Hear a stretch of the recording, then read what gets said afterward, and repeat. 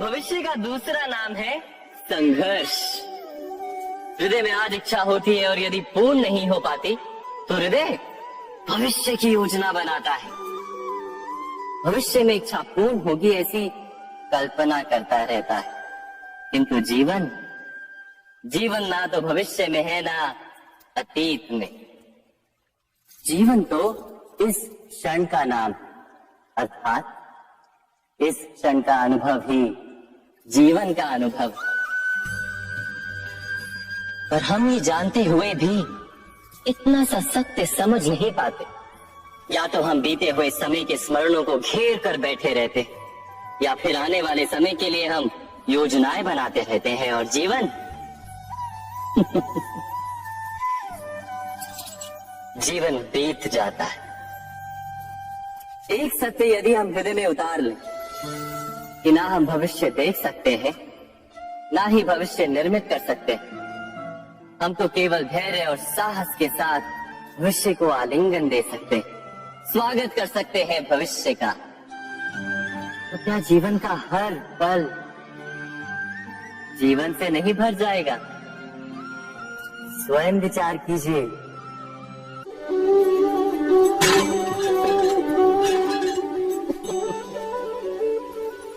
कभी कभी कोई घटना मनुष्य के जीवन की सारी योजनाओं को तोड़ देती और मनुष्य उस आघात को अपने जीवन का केंद्र मान लेता।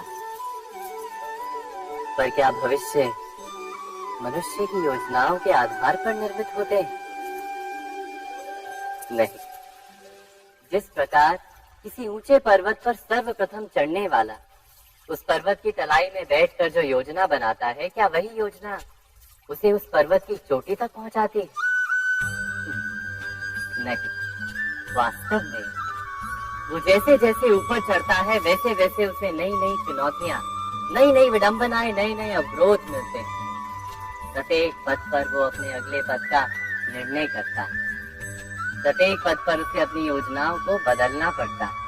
कहीं पुरानी योजना उसे खाई में ना ढकेल दे। वो पर्वत को अपने योग्य नहीं बना पाता, केवल स्वयं को पर्वत के योग्य बना सकता है। क्या जीवन के साथ भी ऐसा ही नहीं? जब मनुष्य जीवन में किसी एक चुनौती को, एक अवरोध को अपने जीवन का केंद्र मान लेता है, अपने जीवन की गति को ही रोक देता है, तो वो अपने जीवन में सफल नहीं बन पाता और ना ही सुख और शांति प्राप्त कर पाता। अर्थात जीवन को अपने योग्य बनाने के बदले स्वयं अपने को जीवन के योग्य बनाना ही सफलता और सुख का एकमात्र मार्ग नहीं। स्वयं विचार कीजिए।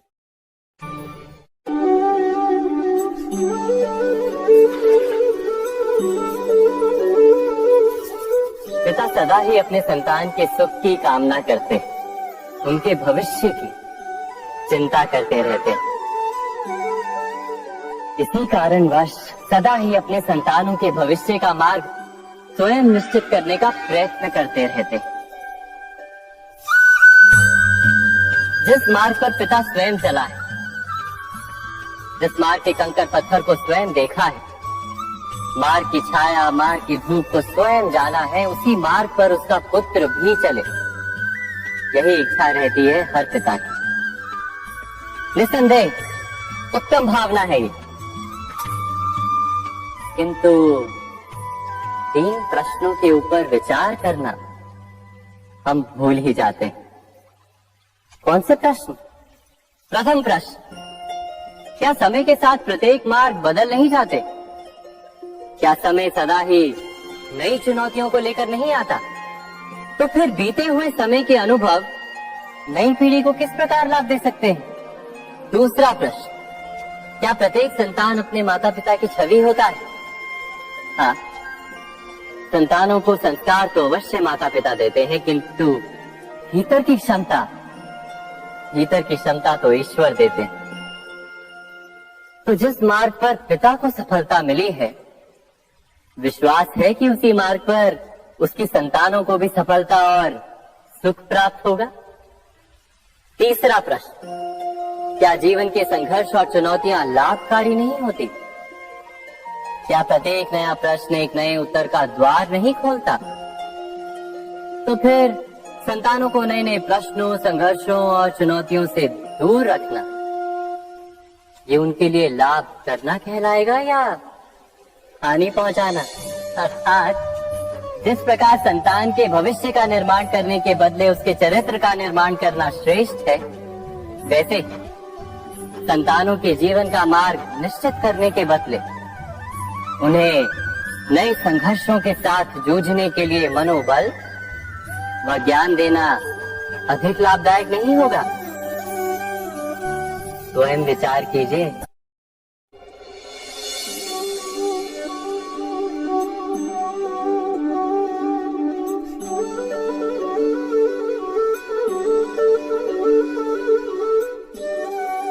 जीवन का हर क्षण निर्णय का क्षण होता है। प्रत्येक पद पर दूसरे पद के विषय में कोई निर्णय करना ही पड़ता है और निर्णय अपना प्रभाव छोड़ जाता है। आज किए गए निर्णय भविष्य में सुख अथवा दुख निर्मित करते हैं, ना केवल अपने लिए, अपने परिवार के लिए भी, आने वाली पीढ़ियों के लिए भी। जब कोई दुविधा सामने आती है तो मन व्याकुल हो जाता है, अनिश्चय से भर जाता है। निर्णय का वो क्षण युद्ध बन जाता है और मन बन जाता है युद्ध भूमि।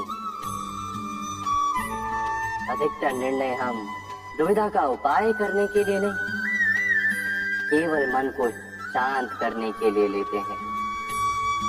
पर क्या कोई दौड़ते हुए भोजन कर सकता है? नहीं।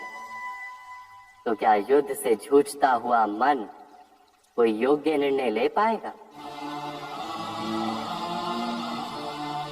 वास्तव में शांत मन से जब कोई निर्णय करता है तो अपने लिए सुखद भविष्य बनाता है, किंतु अपने मन को शांत करने के लिए जब कोई निर्णय करता है तो वो व्यक्ति भविष्य में अपने लिए कांटों भरा वृक्ष लगाता है।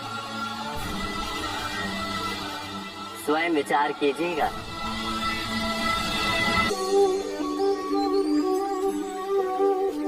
सबके जीवन में ऐसा प्रसंग अवश्य आता है कि सत्य कहने का निश्चय होता है हृदय में, किंतु मुख से सत्य निकल नहीं पाता। कोई भय मन को घेर लेता है। किसी घटना अथवा प्रसंग के बारे में बात करना या फिर स्वयं से कोई भूल हो जाए उसके बारे में कुछ बोलना, क्या ये सत्य है? नहीं, ये तो केवल तथ्य है। अर्थात जैसा हुआ था वैसा केवल बोल देना सामान्य सी बात। किंतु कभी कभी उस तथ्य को बोलते हुए भी भय लगता है। कदाचित किसी दूसरे की भावनाओं का विचार आता है मन, दूसरे को दुख होगा ये भय भी शब्दों को रोकता है। तो ये सत्य क्या है? क्या हमने कभी विचार किया है? जब भय रहते हुए भी कोई तथ्य बोलता है तो वो सत्य कहलाता है। वास्तव में सत्य कुछ और नहीं, केवल निर्भयता का दूसरा नाम। और निर्भय होने का कोई समय नहीं होता, क्योंकि निर्भयता आत्मा का स्वभाव है। अर्थात क्या प्रत्येक क्षण सत्य बोलने का क्षण नहीं होता?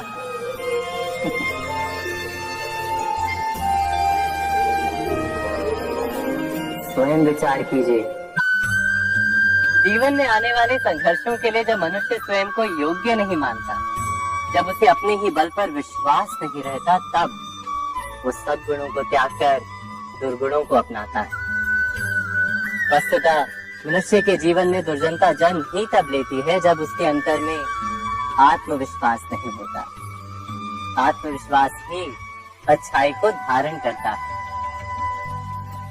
ये आत्मविश्वास है क्या?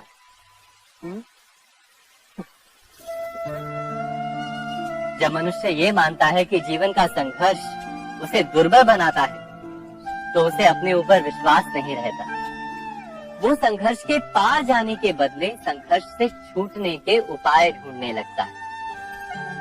किंतु जब वो ये समझता है कि ये संघर्ष उसे अधिक शक्तिशाली बनाते हैं, ठीक जैसे व्यायाम करने से देह की शक्ति बढ़ती, तो प्रत्येक संघर्ष के साथ उसका उत्साह बढ़ता है।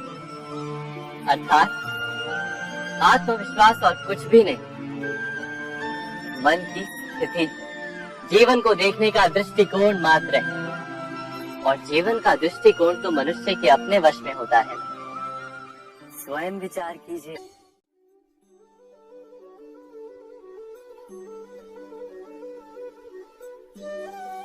ज्ञान प्राप्ति सदा ही समर्पण से होती है, ये हम सब जानते हैं। किंतु समर्पण का वास्तविक महत्व क्या है?